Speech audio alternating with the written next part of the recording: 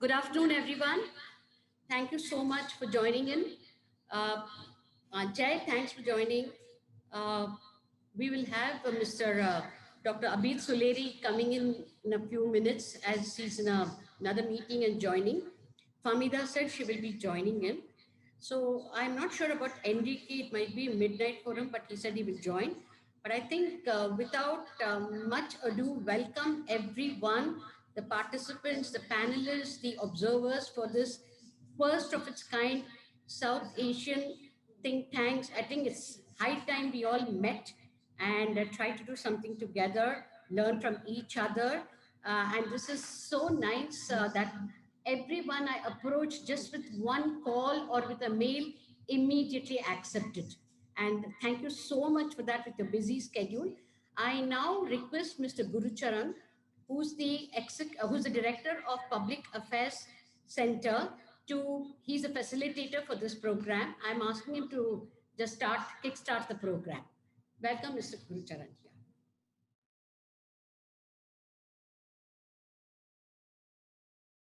Very good afternoon, all of you. On behalf of the Public Affairs Center, Bangalore, let me welcome you to this OTT local conference for South Asia. It's really an honor for me as the director of the Public Affairs Center to have such a distinguished panel of executive directors from different countries that comprise South Asia, each distinguished for the work that they are doing, and each think tank having contributed in considerable measure to the development of the respective countries. I also want to welcome the two observers. I'd fail in my duty if I didn't formally welcome everybody by name, so let me do that. We have Mr. Jayatilaka, Executive Director, SIPA, Sri Lanka. We have Mr. Suleri from SDPI, Pakistan. We have Asang from CDS, Myanmar. Mr. Kanchan Dikshit from ISET, Nepal. We have Dr. Famida Khatun from CPD, Bangladesh. Jai Asundi from C-Step, Bangalore, and Nitin Pai from Takshashila. So very warm welcome to all of you. We also have a fair number of very distinguished participants, all eager to listen to the various executive directors who have gathered together for this conference. Before I begin, let me thank OTT and Enrique in particular for this opportunity. It's just the right time, I think, to shift focus from the global north to the global south, not least because considerable good work is being done by all those think tanks that have gathered together today in this local conference, as you will hear from each of them when they present their expert views. This conference is important to my mind for two reasons. First, the region as a whole, South Asia, we face common challenges, primarily the human development challenge.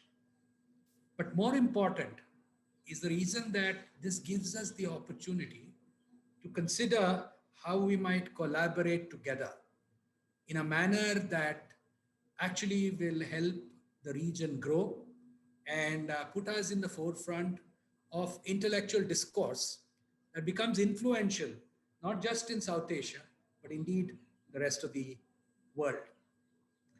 For those of you who are not familiar with the Public Affairs Center, we are a not-for-profit think tank engaged in action research in India primarily, though we partner with other institutions to work outside India.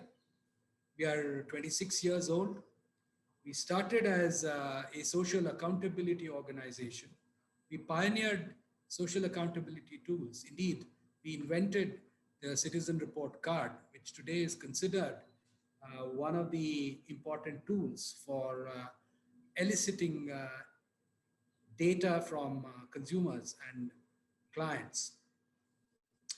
We have a sister organization called the Public Affairs Foundation, which specializes in training and capacity building. And Dr. Annapurna is the executive director of the PAF. I must thank her for all the arrangements that she made of bringing this superb panel together. We also have an important vertical called the Center for Open Data Research. CODR is the analytics arm of the PAC, and it engages primarily in the application of data science, artificial intelligence, machine learning techniques to development governance. And we have with us Mr. Thomas Jacob, who is the head of CODR. He's going to be listening very keenly to what is happening in the other countries in South Asia. And this is perhaps one area where the true potential for collaboration exists.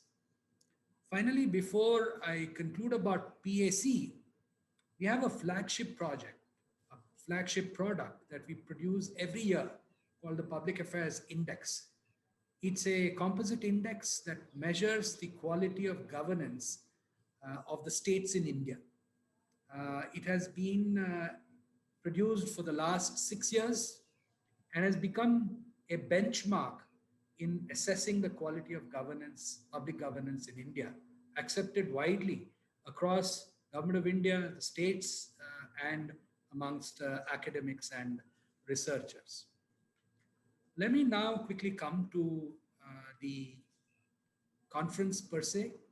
And as in my role as moderator, it's relatively easier than that of all of you as expert panelists. What I would like to do is to just frame the what I believe should be the terms of the discourse. Essentially, questions that the panelists might like to ponder. The first is to ask the question of ourselves. When we say, the pandemic has given rise to challenges and problems, and ask the question, what needs to change? I think the first question we need to ask is, where does the fifth estate, as it's dubbed, or civil society, get its legitimacy from? Short answer, we get our legitimacy from the grassroots, from the citizens, from the people. So, how can we better connect and strengthen our roots in a manner that we are able to better articulate the problems of the public? This is something that we need to debate. Second, how can we frame evidence based research in a manner that governments begin to use it in substantial measure? We have seen the work that each of us does has been adopted by government in part sometimes, but there is no institutional compelling arrangement that would enable government to draw insights, evidence-based insights from the work that you and I do. So how can we actually ensure that we frame our research in a manner that governments can use it for coherent public policy and for well-designed programmatic interventions to improve development outcomes? And third question that I would reflect on and refer to the panel is an important one, especially in the context of the pandemic. How can we advance the adoption of science and technology, particularly the application of data science, that can help advance development strategy in South Asia? I think the low-hanging fruit have already been picked. Each of the countries in South Asia have made quite remarkable strides in their progress. We're all young countries in the region, and if you look back to the 70 odd years that we have been independent, I think each of us has made remarkable progress. Yet, the intractable problems that lie before us, populations, large populations and large geographies within our countries that appear to be falling behind in the development process. How can we ensure that we can apply science and technology and data science to understand their problems and find solutions to them? And finally, the last question: how might we collaborate as a collective in South Asia? Each of us brings to the table remarkable strengths, but we tend to work in silos. Just think of it this way: if we were to collaborate, bring our strengths together, and create, critical mass, actually generate a multiplier effect, I think we can do remarkable things together. I'll stop here. With this, I would like to now open the floor for discussion.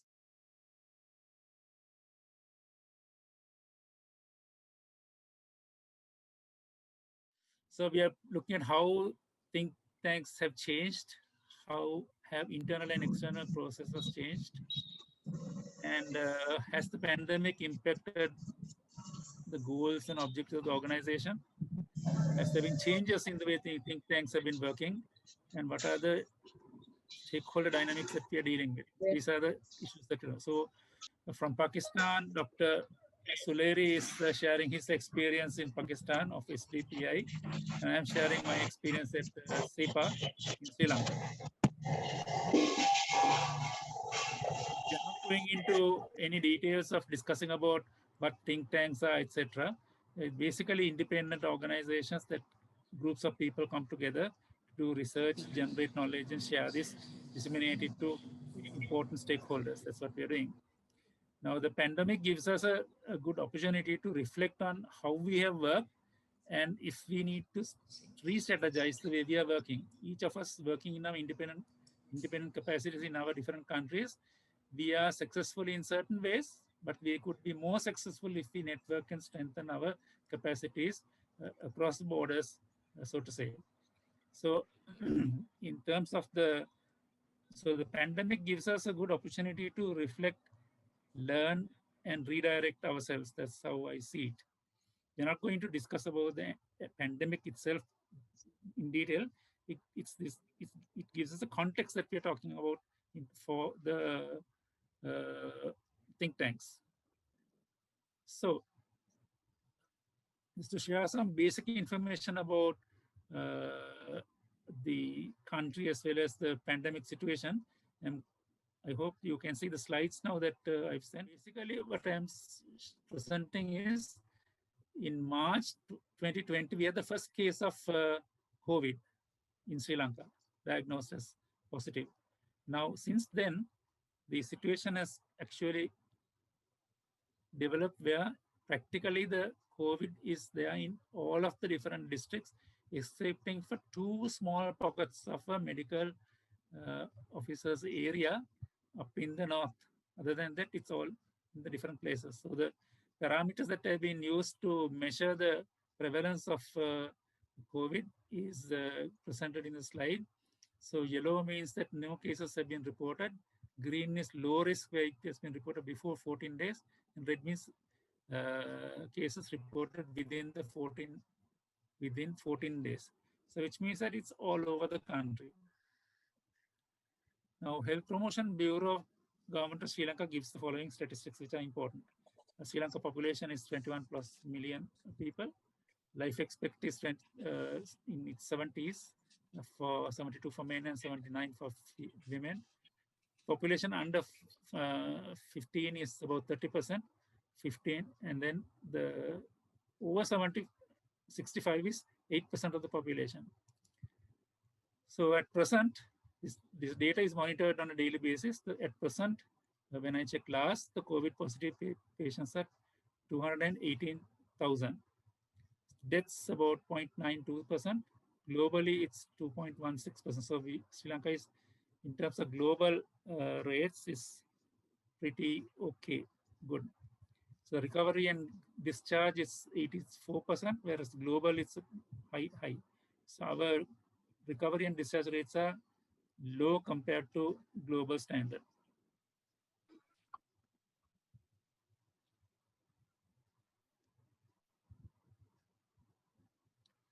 Okay, so we've gone through this. I'm going to the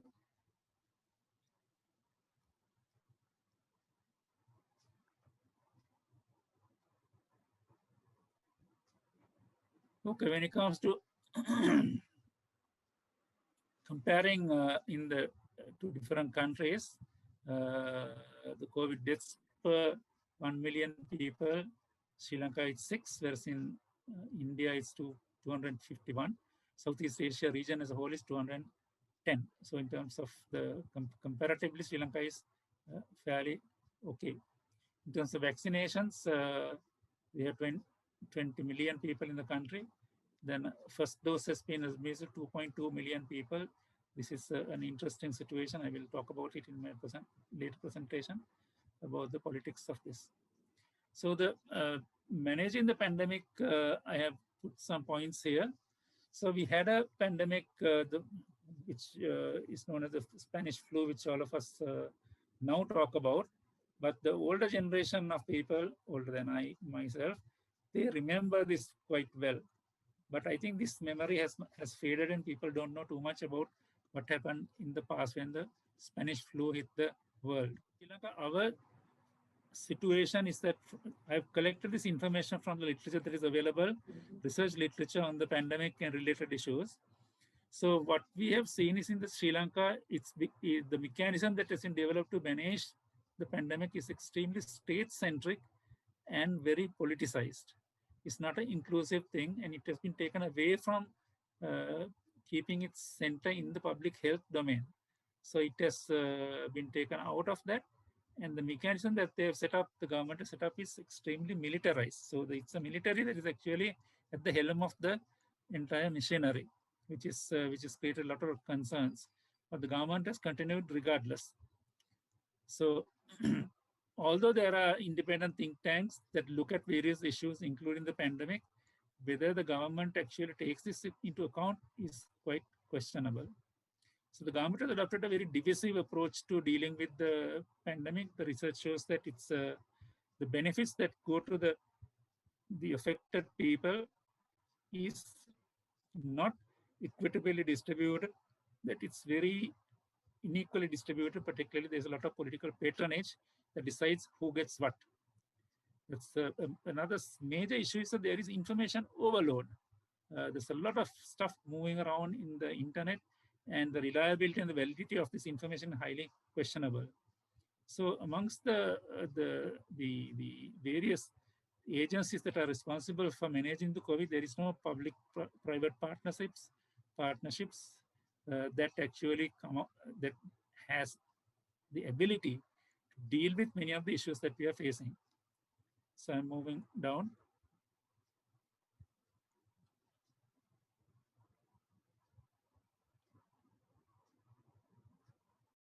Okay. So in terms of the think tanks, I mean, they are known to be, we know that we produce very high quality research, knowledge products, and there's quite a good production of information that is disseminated in ways that each agency or think tank is comfortable and uses. So there's a very high use of social media, and it continuous, and they still maintain the reputation of being independent researcher. I put it within quotes. Even there, one can question degree of independence. There are lots of things that we would like to do, but for various reasons, particularly because of funding situations, we are then get driven to donors or the funders' agenda. I hope you understand what I'm trying to say. So so there is research going on, there is funds coming in, but then the funder decides what are their priorities. Now, in terms of the areas in which we need improvement, is that we tend to be rather insular. There's limited discussions amongst the different think tanks, and there is limited sharing of experiences amongst the think tanks. We tend to operate in our own comfort zones. There's very limited activism amongst the think tanks as a collective to influence, to advocate for change, and efforts to influence government and policy making can be much stronger and much better. The fact that we don't come together is the limitation.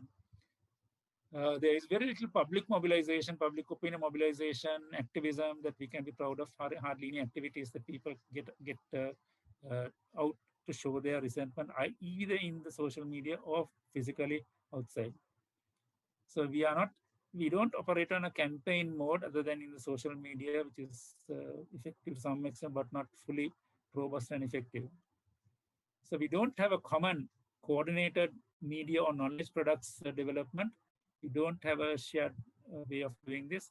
Although there are various ICT-based platforms in which each of us operate, but not a collective platform. So what we could, so production of these material, policy briefs, etc., are independently done, quite independently, and think tank really we are operating in almost like silos, if I can say. So that needs to change. The COVID, as well as many others problems, requires a multidisciplinary approach. And then amongst these different think tanks, there would be that required mass of multidisciplinary personnel, which can be brought together, mobilized in order to respond to public health issues such as the COVID or any other thing. So there needs to be a coordinated effort, which we don't have, moderated probably in a fiber hub that brings organizations and individuals together for debate and so. So then coming back to the last point is that this initiative, which talks about a regional collective strength, is that can have influence on governments and other important stakeholders, is a really required thing in the present context as well as for the future. Good afternoon, ladies and gentlemen. It's a pleasure sharing how this COVID-19 has actually reshaped and also redefined the ways of working of STPI as well as other think tanks in Pakistan. Just to give you a brief picture of COVID-19 in Pakistan, so far we have around 0.94 million cases in Pakistan and around 21,000 deaths. Looking at the vaccination in a country of 220 million, we have now got around 11 million doses of vaccine injected. Around 3.5 million people, they are fully vaccinated. The rest of them, they have got their single dose. With this, when it came to the ways of working and how think tank changed, I think the first effect that we found that was on our ways of doing work. STPI, we have been working online for last 1.5 year now. Almost 2/3 of our staff, they are working from home, while 1/3 staff, they come to office. Initially, it was quite difficult to adapt to this remote way of working. It was also expensive, buying all those softwares which could enable us to work as a team. But gradually we realized that it has actually enhanced our efficiency and productivity and our work output. Resultantly, STPI, we used to had 2.5 floor in the building where we are located. We have already vacated 1 floor for good. So we plan that even if things they get normalized, we'll keep on adapting this flexibility of working from home. We also tried it for our advocacy and our annual conference, which was conducted online. And those of you who have attended any of STPI Sustainable Development Conference, they know the magnitude of the conference. It was inaugurated by President of Pakistan, concluded by the Secretary General of SCO, but all the panels, the parallel panels, those were online, and we conducted it quite successfully. So this was the first lesson that we learned. The second thing was it was a reduction in our funding. Obviously, most of the funding, it was rightly going to health and COVID-related issues, and STPI felt a major brunt where both domestic as well as international funding the sources of funding, those were reduced. And I think that's where our major ways of doing work, sectoral work, that we are a multidisciplinary think tank, that helped us a lot. Uh, I can imagine that many think tanks who had a singular focus, just focused on any single discipline besides health, perhaps they could have found it extremely difficult to survive. But because we were working on almost each and every aspect of sustainable development, so we quickly adapted to three major themes. One is the social protection and how the fiscal stimulus and the policies that assure social protection, they can reach to the right target group. Second is food security, the impact of COVID-19 on food supply chains, on food security, and what can be done differently. And third is, of course, health-related issues, how we could strengthen our public health infrastructure. And again, that is something that worked for us. We immediately went to this stakeholder consultation mode, uh, dialogues after dialogues with all the key stakeholders. And based on those, I think the first 6 months of COVID, we were just focused on conducting webinars and conducting stakeholder discussions, roundtables, one-on-one meetings, and on the basis of which we prepared certain policy recommendations that the Prime Minister Office adopted quite quickly, because most of them, they were quite relevant. So STPI was asked to prepare a food security portal or food security dashboard. Uh, this is a technological tool which actually provides a real-time information of food stocks and their demand in at a district level uh, vis-a-vis the price fluctuation. So that was one of the recommendation that was accepted by Prime Minister Office, and then STPI was asked to uh, prepare this dashboard. Second was our recommendations for targeted cash transfer, the food, uh, the social security nets, and third was our recommendation for a broader macro policy initiatives. Again, it's being relevant that helped, and I feel that because we knew that what were the policy asks from the government, so we could immediately supply those. Uh, and initially, it was without any funding. When we started working on it, food security dashboard, it was picked by IDRC and FCDO. So the actual software then we got developed with the help of these two organizations. Finally, I would say that now we are uh, quite closely working with the government of Pakistan, and it is about awareness on vaccine, why people they should get vaccinated. So we have launched a policy outreach campaign. No one is safe until everyone is safe. And under that campaign, we are conducting different advocacy activities, different policy initiatives. We are making the best use of social media. Uh, and of course, that social media and online ways of working that has helped us to work closely with our stakeholders, both uh, in Pakistan as well as internationally.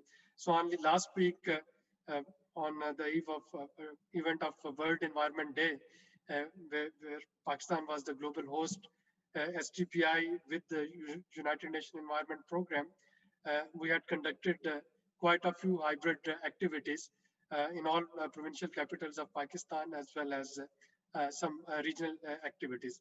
So if I look at STPI's experience, I would say that the flexibility and our capacity to quickly adapt to the changing circumstances, that actually helped us. But then I can relate to many of the think tanks in Pakistan who couldn't adapt that quickly, or who were not flexible enough to adapt either sectorally, their area of specialization, or their ways of working. Those are actually getting affected badly due to the shrinkage of funding, as well as shrinkage of space where they can relate and they can create a difference.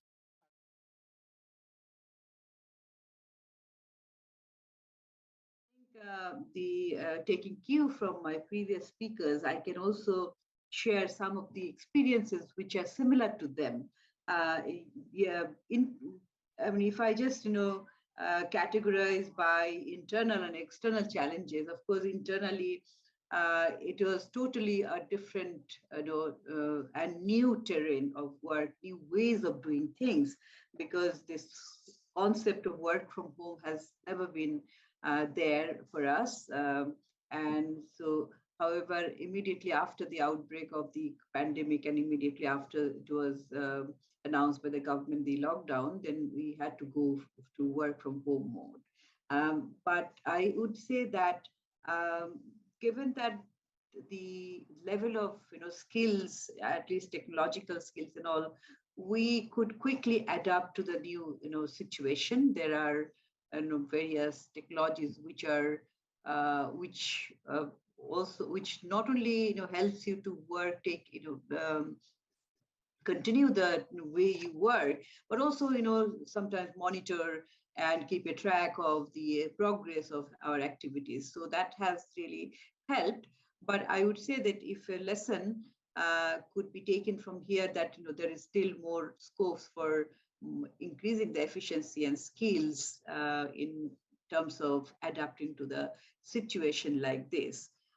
But however, even though I also found that in fact, the workload had increased substantially when we are at home, because you sit in the morning and then you are in front of the computer till you go to sleep. So there was no hour, and also since the whole world was also from working from home mode, so you just you are logged onto the laptop and interacting with colleagues across the world. So it was also quite time heavy, and the workload, I think, substantially increased. And I would say that, at least in my organizations, colleagues have been really adaptive to the situation and without any complaint. But again, and after a certain period, I think there was some sort of boredom, because then you are just confined within the four walls. So we had, at one point in time, we had opened the office, and we started to come to offices by rotation. And then this year, in March, we started full office. But then immediately again, because of the second wave, we had to again start working from home. So we are just juggling from from changing our one mode to the other. That's what is happening. But still, the activities are continuing, and I would say that. As Dr. Suleri has mentioned, that we could quickly also shift the focus of our activities. We work on economic and social issues, but we don't work on any specific area, but all the macroeconomic issues and also sectoral issues. So health was, of course, always a focus of our activities, and given the importance of the COVID impact, we could work on a number of areas, including, of course, the implications of COVID-19 on various sectors of the economy, and then what would be the impact of the lockdown, and in terms of employment and income erosion and poverty, inequality, all these aspects we have done. And as all the other organizations, we had also conducted a number of online surveys, telephone surveys, and also face-to-face surveys we have done at some point when the situation improved a little bit. So we are discussing also that the donors had also shifted their focus because of the significance or the extent of because of the extent of this COVID. So many of their fund had to be focused towards taking actions rather than giving support to the think tanks. So that from that point of view, there was a shrinkage of funds. But again, I think those who had this multi-dimensional activities. They could also, spread their work and continue their work. And CPD was one of those organizations. And also, since we were also working from home, there was some, cost management, also cost rationalization that also helped again. But externally, I would also say that now, how can we address similar challenges? This is a lesson for future. I would say that this we don't expect anything like this in future. But if we ever have to change or continue the productivity, continue our activities, one lesson would be, of course, that we have more skills and capacity, and in terms of infrastructure, so that we can provide all infrastructural facilities to all colleagues so that they can work from home without any interruption. Of course, that didn't happen because they all had their own technological device. But if the office could support that, that would have been better. And also, I think it is also a responsibility. This is one. Then, of course, the second one, definitely in terms of resource mobilization, that's the constant challenge. But that also, this COVID has also given the lesson that if you can quickly, cater to the problem and conceptualize your areas of work, and work towards that, that is very useful.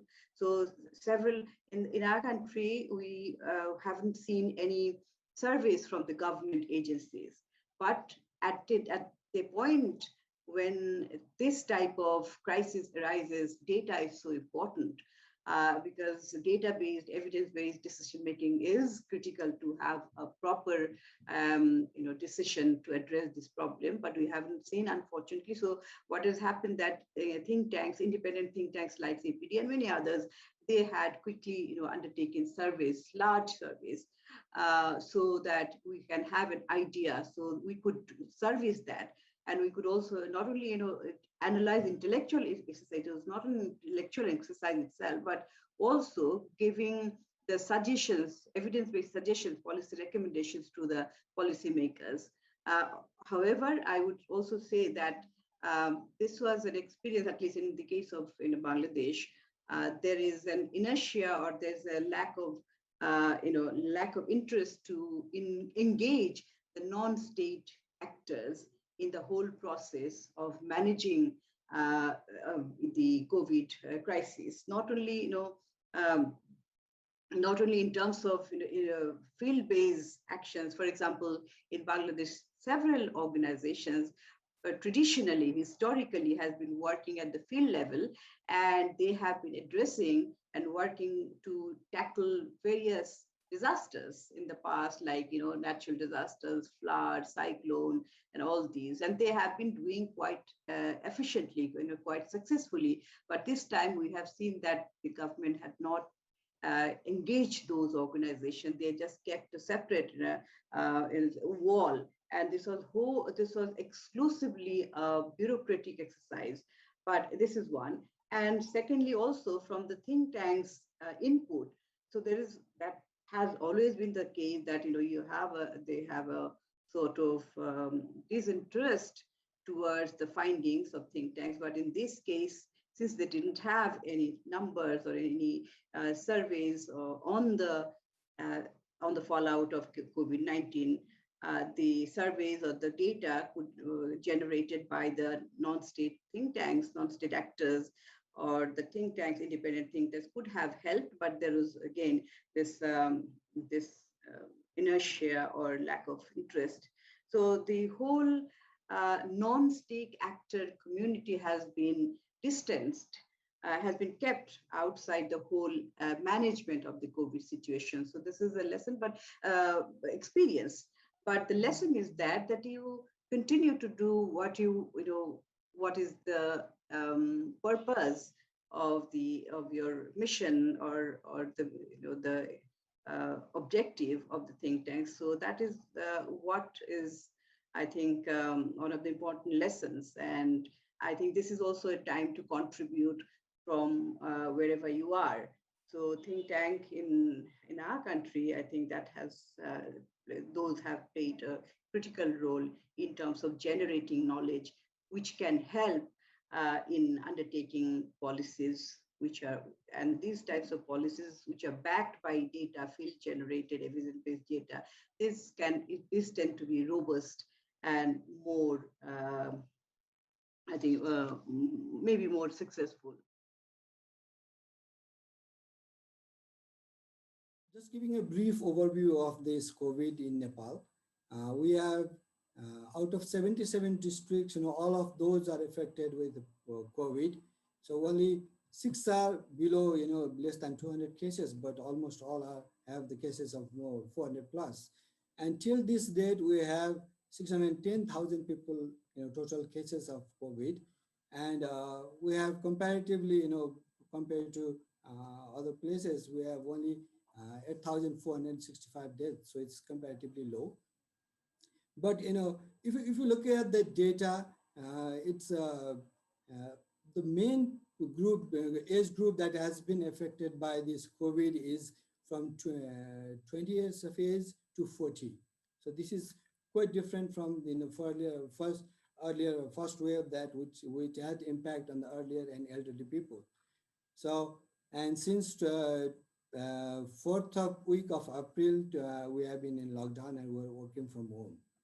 So let me give you a brief, the challenges that we faced during the COVID.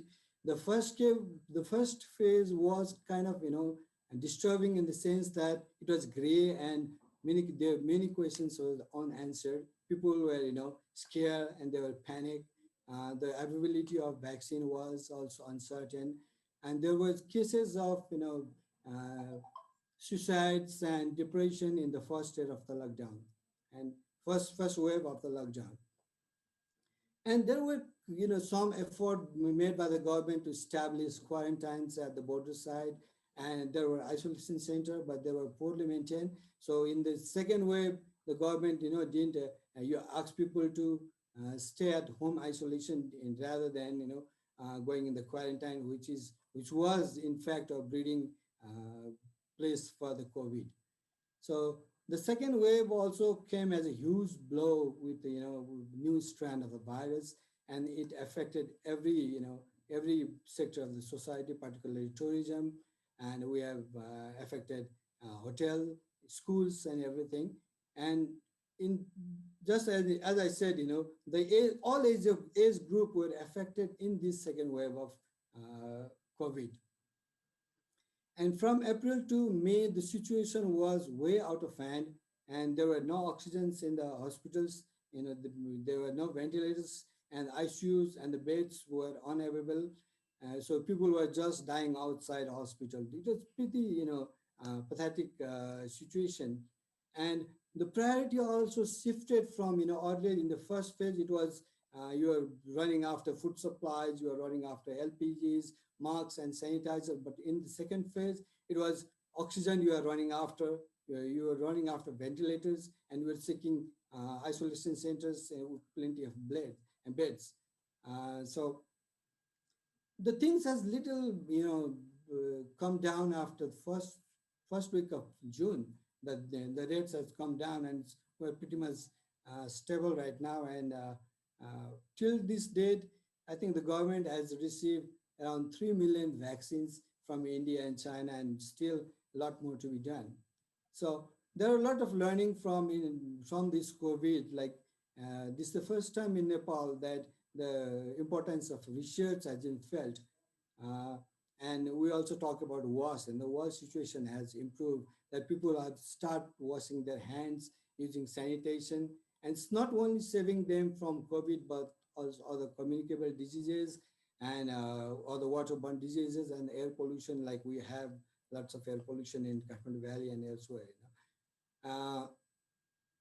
And another great achievement is that, in Nepal, the farmers have now access to ICTs, with the mobile phones, they know where the market is.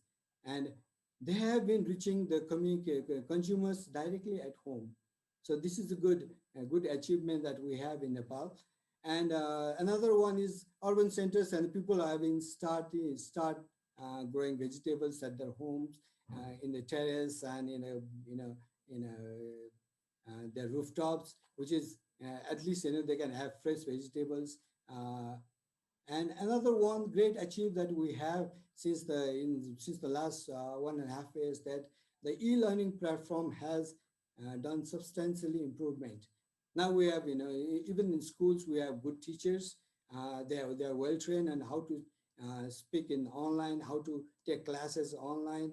And as we have, everybody is aware that the seminars has turned into webinars, that we are and the result of which that we are communicating right now, and we have been experts from different regions can come together and discuss in particular issues. So in terms of when I have to talk about uh, our challenges in terms of organizations, uh, we had a serious implication at our work. Since we are working from home, there has been problem with the net, and even the like Famida said, the environment at home is completely different than working at home and talking in face and discussion, and bringing discussing an outcome. So everything has been affected. So the primary thing that I am facing right now is managing and retaining staff. So what have in some of our project we have the donors have gone for the no cost extension.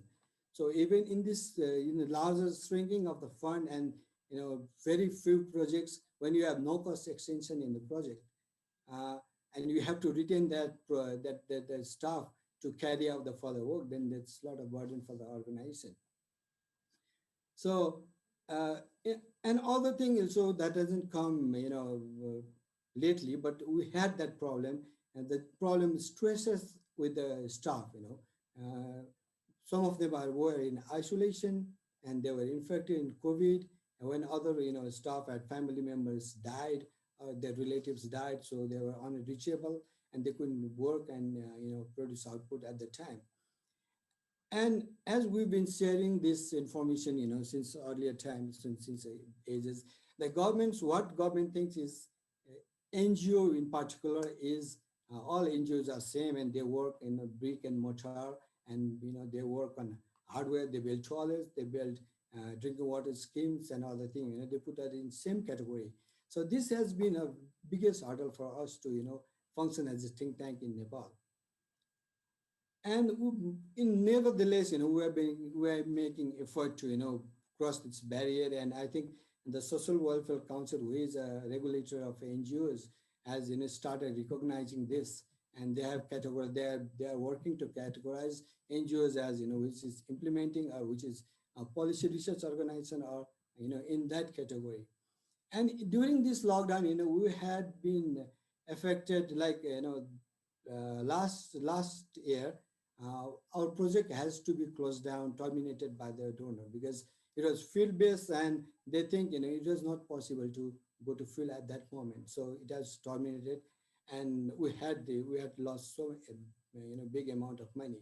So similarly, this in this second wave also, government asked us to allocate 20% of our project budget to COVID, so which was very difficult to do, since our donors did not allow us to use the fund to manage COVID. So what had to be done was to modify our work plan, and try to capture the context of COVID in the research, to blend it, the COVID learning in the research, rather than diverting uh, fund from the COVID. So uh, what happened in the it has come quite a time, the fund is shrinking, but what had COVID done is it has brought number of many funding to uh, health related research and other uh, areas. But since I said Nepal is focused on climate change, Diara, we didn't have so much track record of working on health research, so we couldn't cash that fund. So that was the biggest challenge we faced. And regarding data collection from the field, it was quite difficult because many times a municipality or a village municipality, they require PCR to be done and tested negative to come to their places. So every time you go to field on some intermediate basis, then you have to do PCR. So that has been quite challenging to us. So even if you go to field, you have to follow government protocols to wearing masks, using sanitizers and maintaining physical distance. That you did, but what was a challenge was to bring people as a focus group discussion and getting data from them, getting information from them. They didn't want to participate and they didn't want to come. They want to maintain physical distance. So KIA was something that we could do, but we couldn't gather people to uh, come and discuss physically. So in terms of database, what we are doing is we are working with a quorum community of rainfall measuring entities. It's a network. So we are gathering rainfall information and trying to develop database on rainfall. So we also know that there are very limited rain gauges installed by DHM. So if we can have this citizen science concept of generating knowledge, generating data from individuals, particularly students involving school students, then we can develop database. And we are also exploring this type of initiative can be done in other sectors that we are working, such as in terms of climate change or in disaster risk reduction. So I think these are the basic challenges that we are. I am Assam. I am from Myanmar. Nice to meet you all. And I work for the organization called the Center for Development and Ethnic Studies, in which we are doing mainly, we study federalism and disseminate the knowledge of federalism, democracy, and peace building. And as well as we are supporting the peace negotiation between the government and ethnic armed organizations in my country. The COVID-19, the pandemic started in Myanmar in March last year. And then starting from April, there become homestays and lockdowns and so on. So at the very beginning, everybody got shocked. And then for our organization as well, it took us around 3 months to review and also trying to change our activity based on their needs and so on. It was quite very difficult at first. But the thing, the another good thing is that the government very much prioritized in response to COVID-19, and almost 80% of civil societies in my country, they divert their resource to supporting the people that are affected by COVID-19. The people who are mainly affected by the pandemics are the manufacturer worker, the basic workers. They are the majority in this country. And the many civil society, they divert their money to support food and a lot of shelter needed for the people and so on. The government also prioritized so much and things were quite handled well, in my opinion. And in my organization as well, starting from last year, March, we apply work from home until today. So, and the lucky thing is that I don't have many staff. I have only 22 staff. So no staff is fired, everybody stay, everybody is paid fully until today. This is the things that I'm happy about my staff. The blessing in disguise in regard to my organization work is that because of the COVID-19, people cannot meet.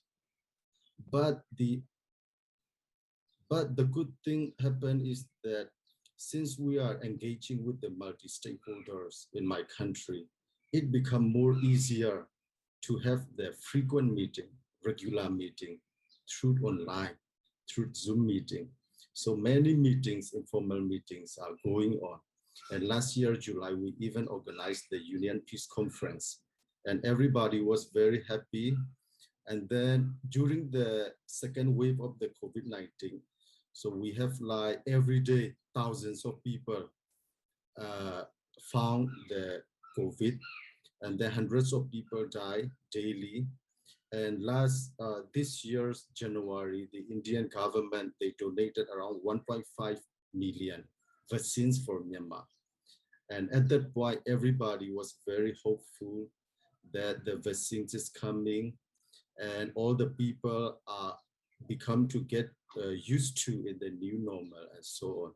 But very unfortunately, back in February 1st, the military took power from the democratically elected government. And then starting from the coup, February 1, in this country, we no longer have the COVID-19. So before the coup, we have like daily 1,500, 2,000 people found. But starting from the coup, everybody in this country, we forgot the pandemic and everybody got frustrated. Everybody comes on the road, millions of people. And then until today, it's been 4 months, we don't have no COVID case because the government stopped functioning. Health worker, they join the civil disobedient movement. And at the moment, 70 to 75% of the civil servants, they are engaging in civil disobedient movement and they no longer work for this military junta. So the military, the current government, it is defunct. In that situation, for my organization like CDES, we have to choose. We used to say that think that is to be neutral, but in that case, we cannot be neutral. What the military did was unjust. So we have to stand for the just thing.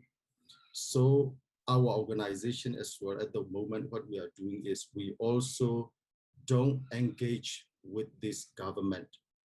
And so we no longer extend our registration with this government. So disengagement. So this is what we are doing. And instead, we are supporting the democratic group, the people, and then the national unity government formed by the democratically elected people, democratic elected member of parliaments back in November general elections and so on. This is how we are doing at the moment. But starting from a few days, like 2 or 3 days now, the military in their very well controlled area, they become to report the case about the COVID-19 affected people. And so now we have become to have some cases, like a few people die. Those reports are coming out at the moment. But for the generally people, all our hope were destroyed. And at the moment, COVID-19 is there for sure, but people cannot focus much on that.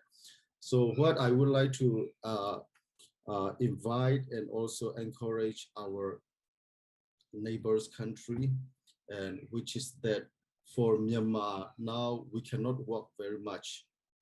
So my organization cannot function at the moment. I am also in the hiding. I have like 2 or 3 places for safe house, moving one place to another. Some of my staff go abroad and some are in armed revolutions and so on. Many people are already spreading. So at the moment, what we are trying is that the international community also put pressure on this military junta, not to recognize them, but to put pressure, and then international community pressure and support to the Myanmar people is very much needed. This is what we are now.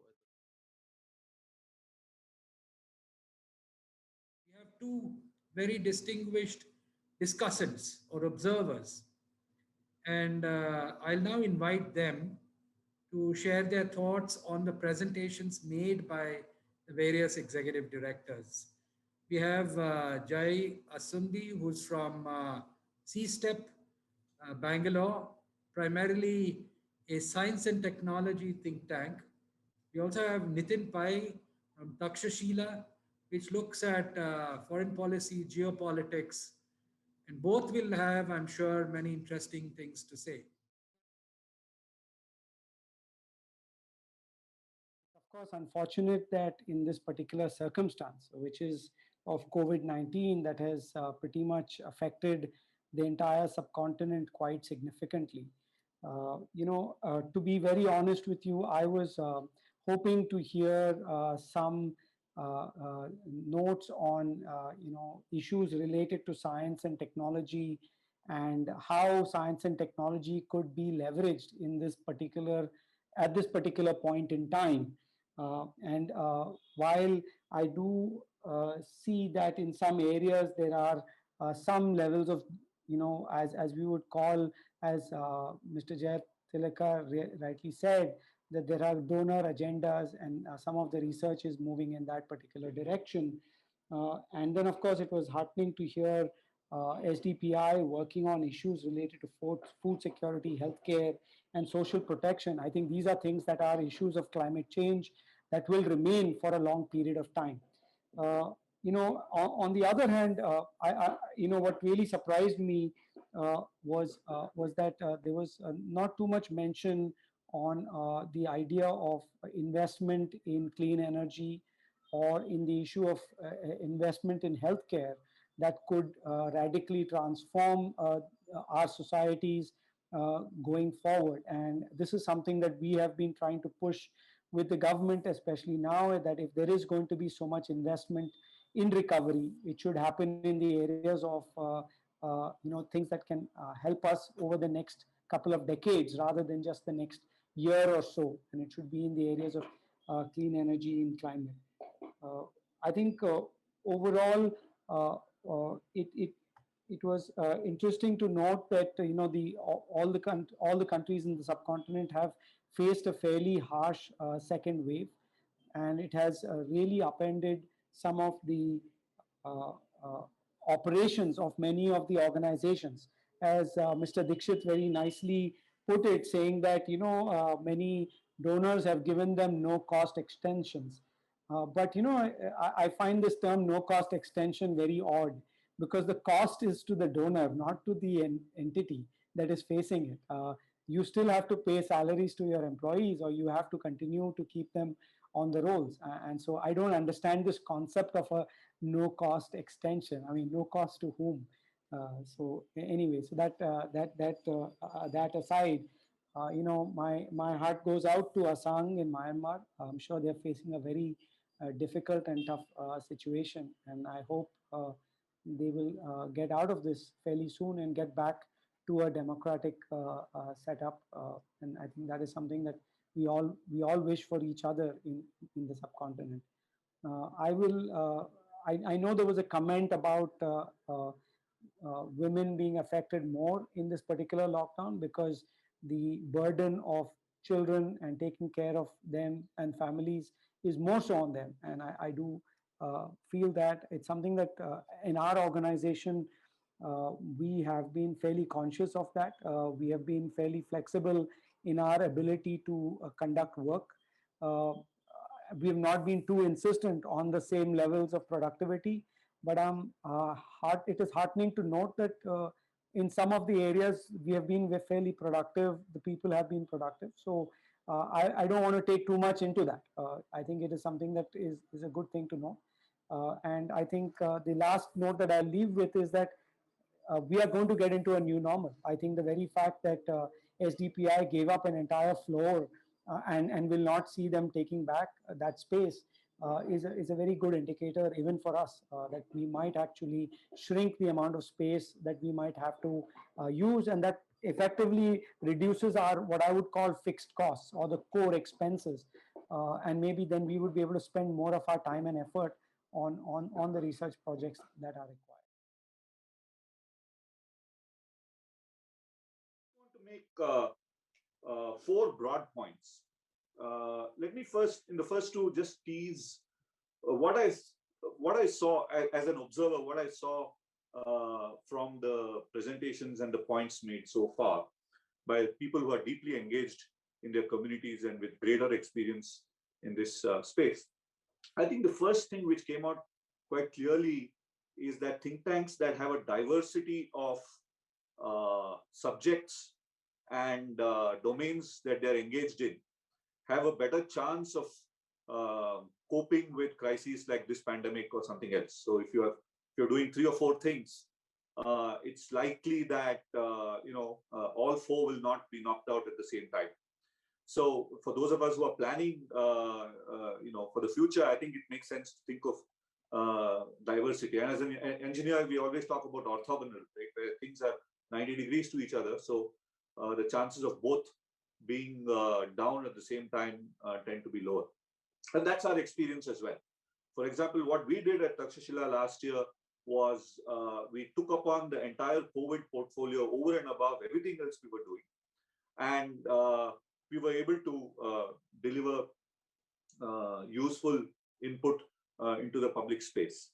Now, this also brings us to an interesting idea that you might want to do multiple things, but you need staff who are able to do multiple things, right? So you can't have a cross domain, you can't do 5 domains and have 5 parallel sets of staff because that's not going to be affordable. So you'll need, when we hire, I think we'll have to hire for people who have multiple skills and competencies. The second, I think, which came out very clearly is, I think, about the role of technology. And all of us are here thanks to technology. So as a means of business continuity, I think technology has been superb. Many of us have been on various kinds of learning curves, investment curves, because many of us might not have invested in the kind of technology that we needed for business continuity. But I think overall, most of us in this space have managed to get onto technology. But here, I think there's a difference, and this is partly my observation in what we've been doing at Takshashila, is that technology is extremely useful for business continuity and let's say operational and analytical things that you sit in one place in front of a computer and probably email your colleagues once a day and share information and so on. Operational things, analytical things. I think technology has been really useful, and we've found that our operational effectiveness, efficiency has improved quite a lot because you don't have to commute, you don't have to travel, so all of that gets reduced. But I think the downside has been in terms of convening, because a lot of the work that think tanks do is not quantifiable because it's about when a bunch of people sit together around a cafeteria table or go for a trip or have an event, and then there's a conversation which happens at the sidelines next to the water cooler and coffee and chai and so on. So that kind of intangible gain has been lost because of the technology thing, because we are not doing convening. Creative solutioning, again, I think has suffered because you can't get people together, go onto a whiteboard and scribble and talk in the same kind of familiarity and ease that we are used to.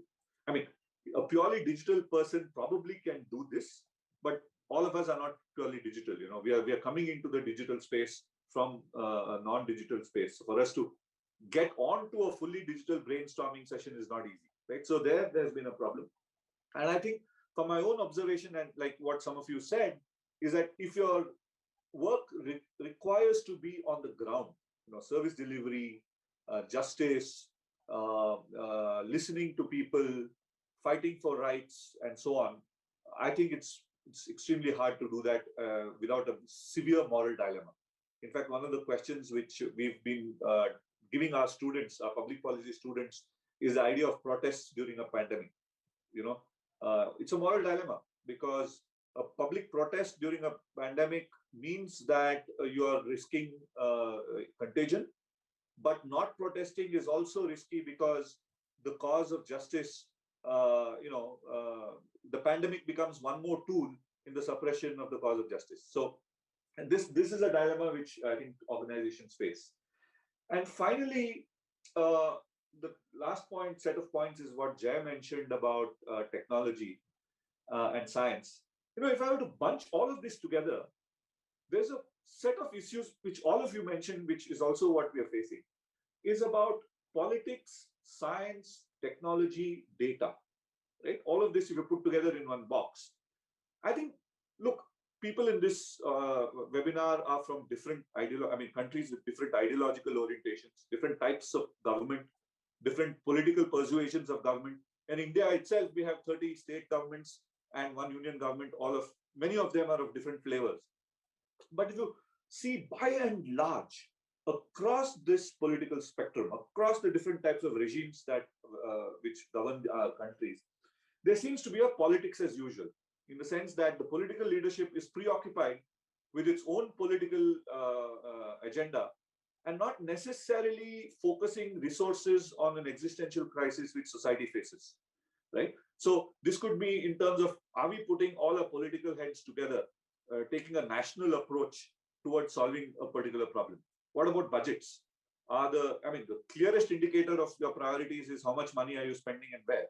And are we bringing together that kind of money as government into solving these things? And I think that's been a big question mark. And I think we've got to reflect on this. Why is it that this is the case across governments? Similarly, across societies, because all the societies that we are part of, and here I think it's not just South Asian or subcontinental societies, but also Western societies, seem to be oblivious to the fact that science is the way out of this mess. It's science and reason are the way out of this mess. We tend to believe all kinds of weird, unsubstantiated, points of belief. We have social media which accentuates that. We have political systems which accentuate that. But I think at the broadest level, the fact that human society does not turn to science and take a firm conviction in science when faced with a conflict like issue like this in the 21st century, it's mind-boggling. And I think we've got to put a lot more thought into it, because it's not about just coming up with policy briefs like we do, which take recourse or data science, etc. It's about whether this method of making public arguments is acceptable to our societies or not. And if not, then what are the ways we need to persuade? So these would be my comments on what I've observed so far. And I'm left with a deep conviction that the commonalities in many of the ways many of the challenges we are facing is not just restricted to one country or one space alone, but largely it's global in nature. It's just the intensity of that is different in different countries.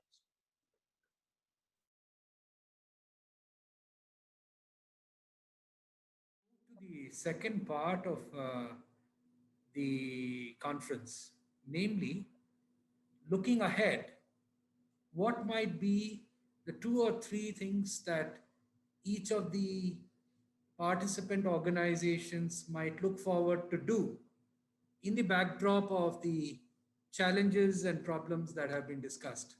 Before I begin the round of discussions amongst all of you, I was just carrying out in my own head a sentiment analysis based on the speeches or the presentations that each of you made. And some of the terms that resonated in all your presentations were technology, data, capacity, climate change, justice. These were themes that resonated in every one of you. If you look at what we need to do, what needs to change as we move forward, I would flag 3 issues. One is clearly the pandemic has brought home to us the extent of inequality in our society. We talk of COVID appropriate behavior, but for a very large population in all our countries, it was quite simply life versus livelihood. It was not possible for many. For instance, let's say a slum dweller with 10 people living in one slum or in one hutment, to maintain social distance, to do masking or any of the other protocols. The second thing that has come out is the how gender has been pushed to the background. The normal RCH treatment, the health system has been overwhelmed, and reproductive and child health, including normal immunization programs, have sort of been pushed to the background. There's been a rise in domestic violence. And most important, there's been a rise, and there is evidence to point to this, of common mental disorders, particularly depression and anxiety, and especially among adolescent girls and women.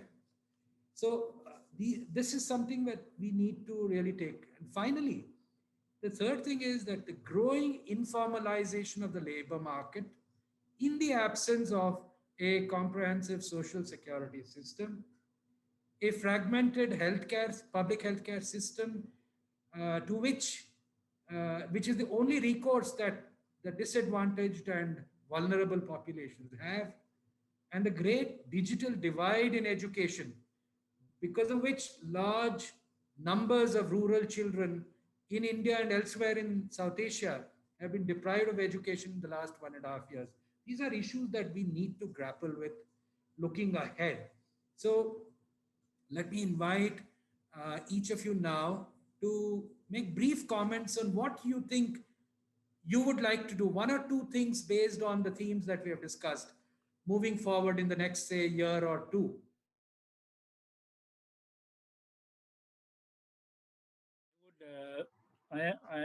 So to say, I'm new to this game. I'm new to SEPA. I like to see a little bit more coherence in terms of the personalities and institutions that are in this particular think tank network. I like to see a situation where we create some kind of a platform where each of us come to know better who we are, what we are, and what we're doing in terms of think tanks, research and advocacy work. That will help me to network with like-minded people. I like that to come out from this. But in terms of strengthening networks, I think that would be an important outcome if we can work towards that. That's number one. Number two is we are all generating knowledge. I have 3 points. Huh? Number one, this. Second is that we are all generating knowledge in our different spheres of life and work, but we are not necessarily sharing this knowledge effectively. Now, with this new technology, we could be doing that a little bit more, maybe through a common kind of a platform where we identify the kinds of research that is important and that are common interest to member organizations in this network, to see what everybody can do and should be doing. Not that we are going to now change the whole of our agenda, but to have a kind of a regional common agenda that we could work on 1 or 2 issues, not more than that. I like that to be happening. Number 3 is that to see how we can synthesize this knowledge into some kind of a product, maybe a website, journals and publications are becoming a bit obsolete. A mechanism for synthesizing this knowledge and making better use of it. I'd be happy if I am able to see these 3 outcomes of this exercise that we are having today.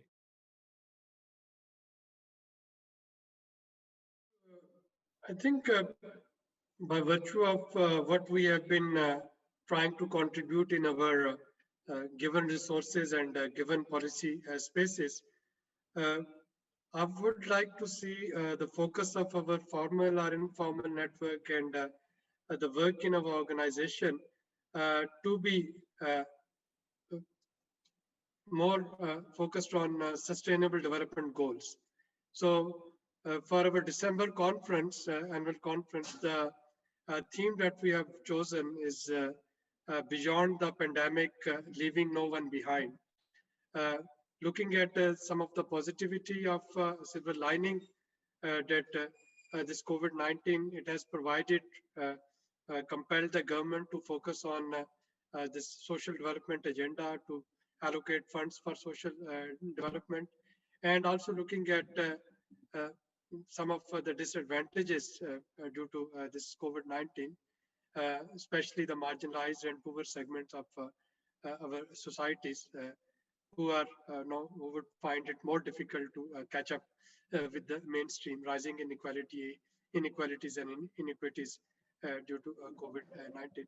So this is what we are planning to do at STPI during 2021, and we'll be more than happy to join hands with any regional think tank, any supra-regional think tank, if we can do something together.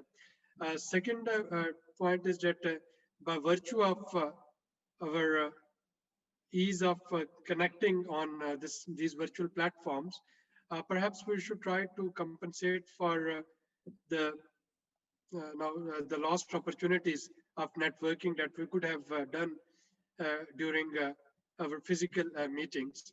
I think one of the discussants, he very rightly mentioned that we are losing out on those opportunities, and perhaps the networks sometime they can actually just convene a meeting just to discuss informal discussion on certain agenda points rather than very formal presentations, just a round table under Chatham House rule, whereby we can express our new ideas, we can express what can be done differently, we can learn from each other. Uh, uh, I think these are the two messages that I have from today's discussion. I have, I think, 3 points right now. The first one, I think I would emphasize once again that the role of data has become so important, and COVID has also pointed out and reiterated because, for example, in order to have and have an efficient intervention in the areas of health, you need good public health data across the world. We are having several data, number of cases and also the number of deaths, but we quite often hear doubts about those numbers because if we don't have good quality data, then you can't really take correct decision. Also, in case of other interventions, for example, uh, for social protection. Many countries, even in South Asia, also in Bangladesh as well, that the government has initiated social protection measures, stimulus packages. However, targeting those beneficiaries for the social protection measures, be it in the form of direct cash transfer or food support or all these. Firstly, there's a lack of authentic listing and also the inclusivity. This is, those who are eligible, they are not on the list, and we don't really know. One doesn't really know that who are those beneficiaries and how many. And there is also difference between the rural areas and urban areas. So there are many other areas where we can say that COVID has also pointed out the need for correct and adequate, timely and disaggregated data. This is one. The second one is also in order to to recover from the COVID-19 smoothly, that will require a medium-term strategy. It's not a matter of 1 year or 2 years. Because firstly, we don't know how long COVID is going to stay, and secondly, also how long it's going to take, uh, how much time it's going to take for vaccinating the people. So that's these are the issues in terms of when you think about the strategy to recover from the COVID-19 impact. And these are all, and this third point I was also going to mention is that exchange and share of knowledge which have been generated, think tanks across the South Asian countries, they are across the South Asian region, they are generating a lot of data and also analysis. So it would be good to to synthesize, to also bring those knowledge together and share, and also make probably a common strategy. Some of the issues would be, of course, country specific, but there will be some which would be applicable for all countries. So so this is regarding the exchange. And the fourth point I also wanted to highlight regarding the sustainability. So the other ones we have mentioned, those are both for external and internal intervention or initiative. But the other one is also that regarding the sustainability of the think tanks itself, since COVID has diverted some of the resources of the development partners. Now, many organizations are facing fund shortages.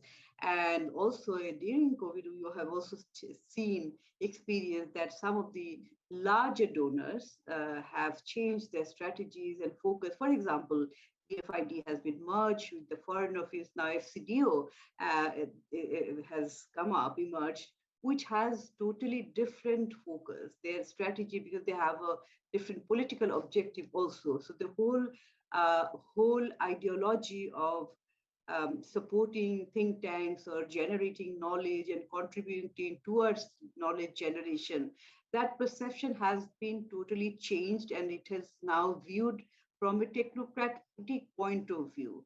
So I don't know about the other countries, but I can tell about Bangladesh that DFID or FCDO funding has been drastically cut. And even the largest NGOs, which is BRAC in Bangladesh, though it's largest in the world, so their fund has been totally stopped. I mean, it is a humongous amount. It's above 200 million, I think, or no, 500 million project, so $1 billion project. So that has been totally, slashed down, and also for many other organizations. So the sustainability of, so these are the, some of the, or these organizations are not think tanks, they are do tanks even. So interventionists, where many, donors want to focus more.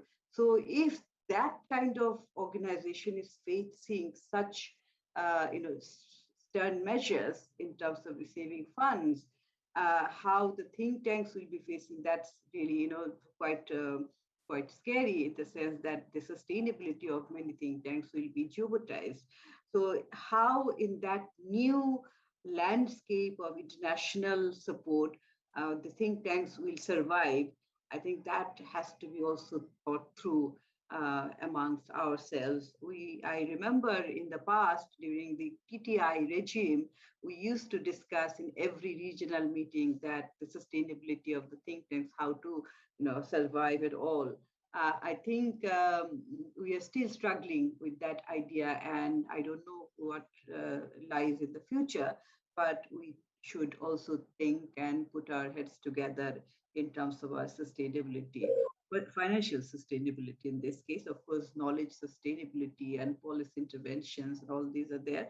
But I think as we have discussed that we have during COVID-19, we have focused and refocused our areas of work, our methods and modes of work. So that from the, from internal side, that's not a problem. But, so since for resources, we have to depend on external sources, that's going to be a challenge. So these are my points.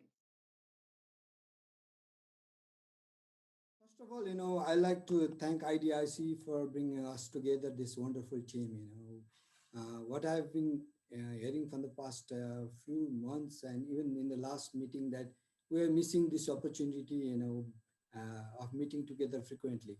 And Dr. Shekhar Sir also highlighted in our last meeting, and Dr. Suleri and Dr. Famida also highlighted that we need to, have this regular type of meeting among think tanks, that how can we productively, move together.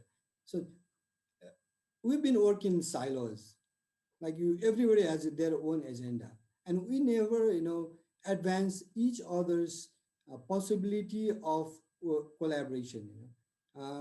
Once we back and we have done training together after this TTI, so that was one effort.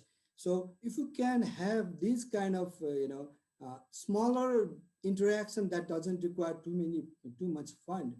So if we can get to big funding for collaboration, that's fine. Even if we don't have this kind of big funding, but we can collaborate in smaller things, like I want to. What if we explore possibility of volunteering for a product like, policy, bringing out policy brief, or even a small publication with a country cases, that will bind us together, and it will be,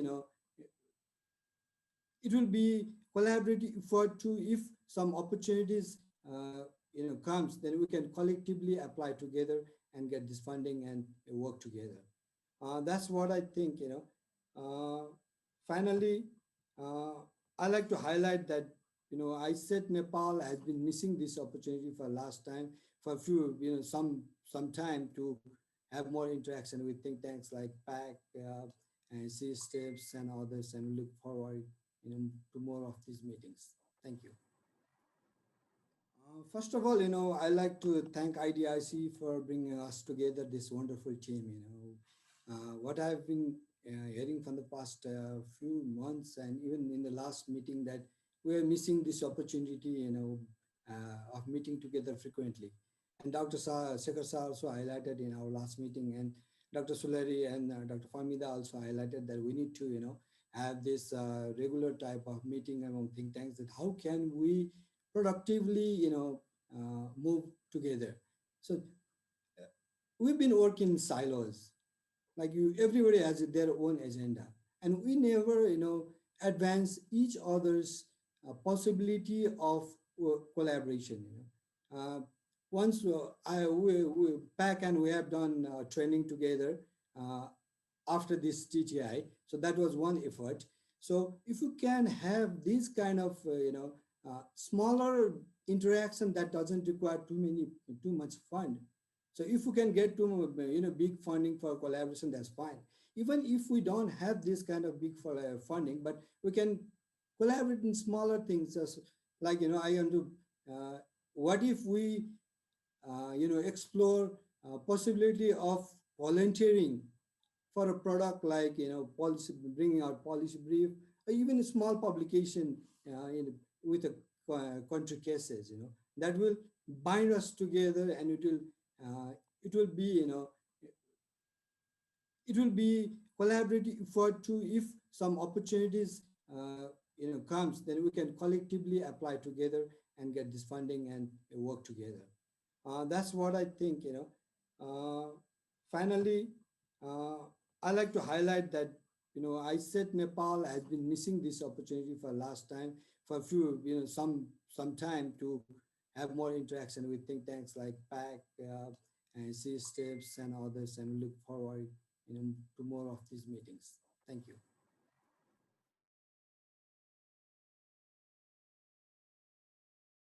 I just want to say that On Think Tanks has played a very small role. This isn't really an event on think tanks. Rather, it's an event of think tanks in South Asia that we have very happily supported, and we're happy to. And I'm glad that the issue of networking came out quite strongly, and Famida made I think, an important point.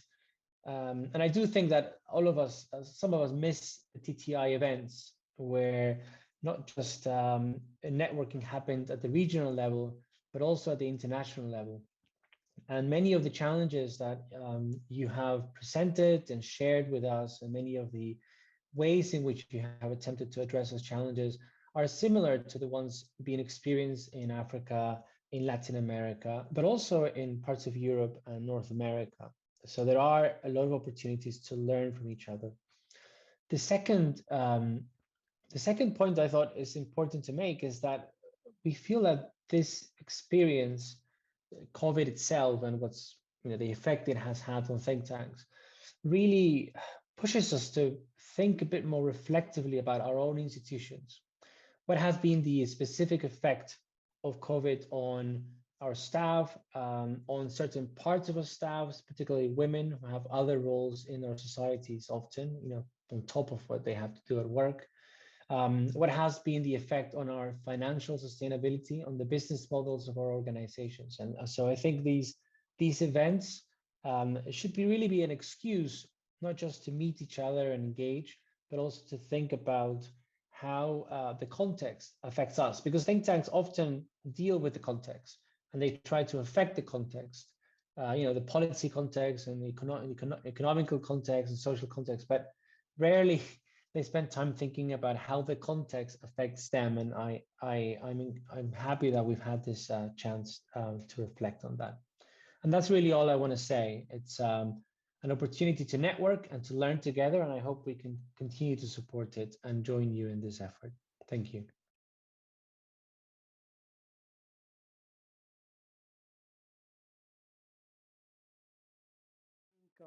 One of the things that think tanks can spend a lot more time and effort on is this aspect of infrastructural issues. And I think the topic did come up in the chat room also. While I did talk about energy infrastructure, healthcare infrastructure, I think this pandemic has also brought to rise the notion of digital infrastructure. While I do see the fact that in India, many of the vendors that I work with or I see, and maybe I'm also in Bangalore, so that's a very different ecosystem. I see a lot of people using digital infrastructure. I think this is a perfect time for that to be definitely part of that. The second one, I would like to also add to this idea that Famida brought upon, which I do want to at least bring out, is this idea of how do we make ourselves sustainable. If it's not for ourselves being sustainable, I think I would like to believe that we are providing particular value to society and coming up with ideas on what needs to be done going forward. And I feel that is one place where we need to spend some time sharing ideas on how we as think tanks can become more self-sustaining over a period of time, either in terms of our operations or in terms of the way we provide value to society. And it could be a combination of working on a certain set of things and collaborating on a certain set of things on that front. So I think I would leave with those two particular thoughts on this.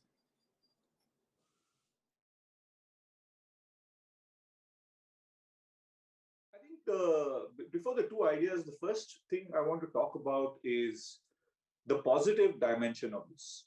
I think the positive, which is already coming out and which will affect us in the next 10 years, in a 10-year time frame, is the massive amount of money which will enter health, public health, even business and production, productivity, technology, and so on, right? Because I would compare it to the situation after 9/11, where there was a massive amount of investment in security technology.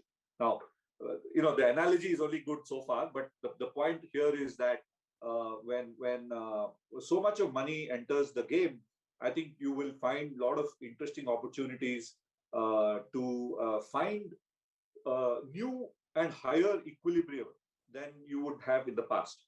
Now, the question is, how do you align your sails to the new winds? And that, I think, is something which is in front of all of us. Okay, two big thoughts. I think the first is we cannot rely on the state to provide us with data. Now, the good news is there are multiple ways to obtain data by proxy if the state doesn't provide. All the way from looking at satellite imagery, which is freely available to figure out how people are moving, to even get information from cellular telephony providers, macro aggregated information from taxi aggregators, from food aggregators, from Google. So many of these firms will be able to provide data for a social cause, and the ability to A, persuade them, and B, secure the data for public good is something which we should try, because we know government data, how good and how timely it is and how useful it can be, right? So in the absence of that, I think we've got options now. The second point is we have to invest in persuasion. In fact, I would think that this is the biggest point it has struck me in the last 1.5 years, is how do you persuade people around you? Now, it's very easy to persuade people when you're fighting for their rights and say, okay, we'll fight for justice, I'm on your side, and so on. But how do you persuade people to wear masks, how to do social distancing, to take vaccines, and behave in a way that doesn't spread the pandemic, right? We are not asking It's very different when you say I'm on your side and I'm fighting for you, and versus going and saying, look, this is the thing you need to do to protect yourself. Then obviously the question comes is, who are you? Who are you to tell me? And if we crack this, I think political persuasion becomes easier as well, because ultimately political leadership in whichever form it exists in our region is sensitive to to public opinion, and swinging public opinion through interesting, innovative means is probably the most important thing we need to do, with or without COVID, because we are in the information age.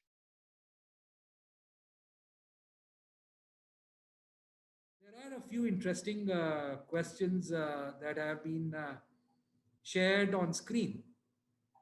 I'll just go over them. Yes, I see Dr. Ajay Dikshit raising his hand. Go ahead, sir. Floor is yours. Yes, thank you very much. After having moved out from ISET, I think, it was good to be back and then get connected with all old colleagues and then to see them, well and doing and listening to their challenges. I just wanted to flag few points and then highlight this whole idea you mentioned about knowledge product and knowledge sharing and dialogue and conversation. Couple of points I just wanted to kind of highlight. The first is this whole example you mentioned, everybody mentioned about data. I think science really matters if you look at this whole pandemic. That's number one, that all think tanks need to focus. Second is that public institution in with respect to public health matters. Third point, the citizens' trust, the relation between state and citizen, how that is playing out matters. So trust, I think, is a central question in how we respond to the pandemic. The fourth point, I think, is this whole issue of civic responsibility. How do we as society respond to this, existential challenges, which has taken many of our near and dear ones. We've lost them. We have lost friends. We have lost family members, and it's been a very painful, story for many of us. And then the fifth point, I think, is the political choice we make. Political choice we make. We are governed by sovereignty, our own country's laws, but within each of these entities, the kind of political choice we make within and then across border, I think, is very, very important. And those are the points I think we need to begin to think seriously and get into conversation. One of the point I thought perhaps was, despite having spent 10 years together, we were a little bit late or perhaps not forthcoming in collaborating as far as this pandemic is concerned. Now, the final point is, as a, in the lockdown about 6 months ago, ISET Nepal is incubating a platform of dialogue. It's called SONAS, South Asia Nadi Shambad, South Asia River Dialogue. The basic idea was to use water as an entry point, but we're kind of gradually expanding into much broader canvas of learning. The last post, the post before this was by Samar Verma, our TTI program officer in Delhi. He's written about, capitalism and then the whole need to recalibrate this idea of GDP. So therefore, it's SOANAS dot com dot org. I beg your pardon. Please go into the website, take a look at the postings, and it could be one of the platforms where we bring some of these ideas together, amplify it, and then to continue this dialogue that you mentioned forward. Very well said. Thank you very much, and thank you for the time. Thank you, Mr. Dikshit. Nice to see you after a long gap. Nice to see that you're still active and contributing to the development process. Anybody else who would like to come in with last comments there? Otherwise, I'll go to some of the questions. One of which I thought we could start with a question raised by Mariam Shabir on how do we go about the ecosystem restoration during COVID-19 and post-COVID world. She says it's another topic that would be of interest for collaboration.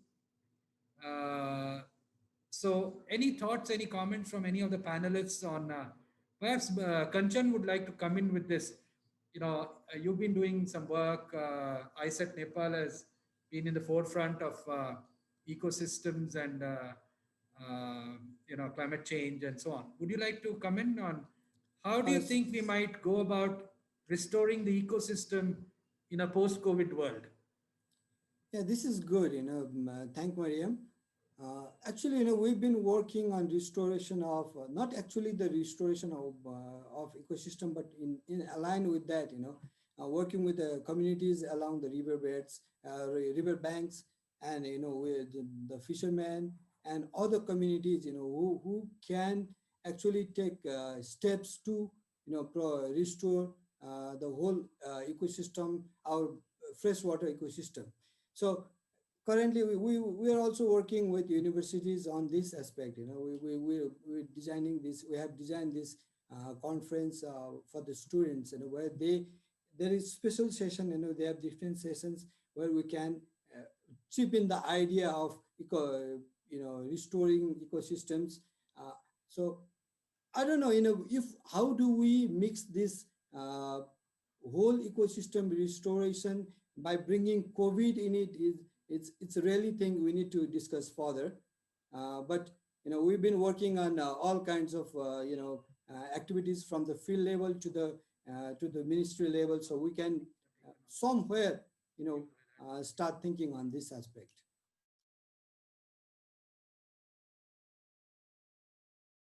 Thing I thought we could discuss of taking forward basis this conference.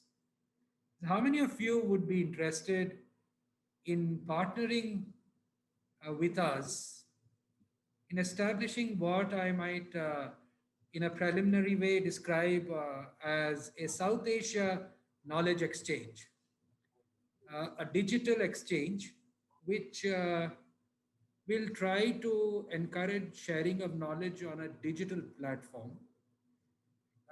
Essentially, it works exactly like any exchange would.